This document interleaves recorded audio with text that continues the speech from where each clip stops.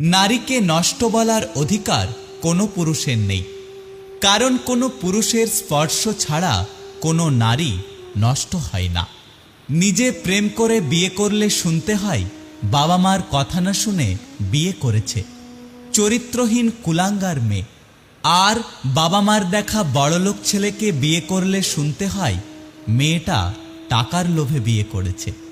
আমাদের সমাজ কন্যা সন্তান চায় না, কিন্তু সুন্দর পুত্রবধূ চাই। মেয়ে মানেই জন্মের পর কালো না ফর্সা যাচাই করা হয়। বাসি ভাতের প্রশংসা সবাই করে, কিন্তু বাস্তবে খোঁজে বিরিয়ানি। তেমনি এই সমাজে কালো মেয়ের প্রশংসা সবাই করে, কিন্তু বাস্তবে খোঁজে ফর্সা নারী। আসলে যে মেয়েটা আপনার বুকে ঘুমায় সেটা আপনার কন্যা, আর যে মেয়েটা আপনার পাশে ঘুমায় সেটা আপনার বউ। যে মেয়েটা আপনার পাশের রুমে ঘুমায় সেটা আপনার আদরের ছোট বোন। আর যে মেয়েটা আপনার জন্য ঘুম নষ্ট করে ওপরবালার কাছে প্রার্থনা করে, ওপরবালার কাছে আপনার মঙ্গল কামনা করে, সেটা হলো আপনার মমতাময়ী মা। তাহলে রাস্তা বা পাশ দিয়ে হেঁটে যাওয়া মেয়েটা মাল হয় কি করে, ধর্ষণের শিকার হয় কি করে?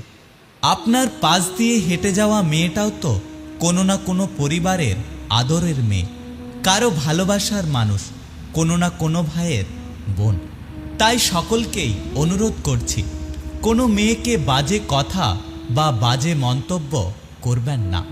মেয়েদের কষ্ট বোঝা এত সহজ না।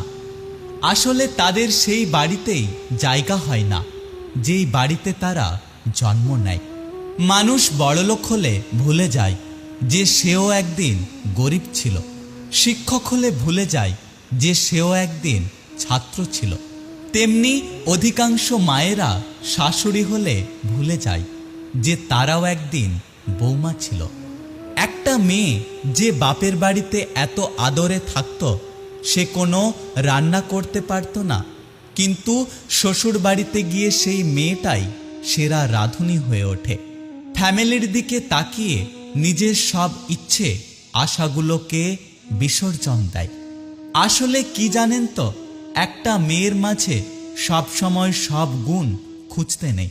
আসলে তারাও একটা মানুষ, কোনো যন্ত্রাংশ নয় যে তাদের মধ্যে কোনো ভুল থাকবে না। মেয়ে মানে যতদিন তোমার মুখ বন্ধ ততদিন তুমি সবার কাছে মিষ্টি, আর যেদিন মুখ খুলবে সেদিন থেকে তুমি সবার কাছে খারাপ হয়ে যাবে। মেয়ে মানে শ্বশুর বাড়িতে সব নির্যাতন সহ্য করে বাড়িতে ফোন করে হাসি মুখে বলতে হয়, হ্যাঁ আমি ভালো আছি। হ্যাঁ, এটাই হলো মেয়েদের জীবন। যদি ভিডিওটি ভালো লেগে থাকে অবশ্যই পাশে থাকবেন। দেখা হচ্ছে পরের ভিডিওতে। সুস্থ থাকবেন।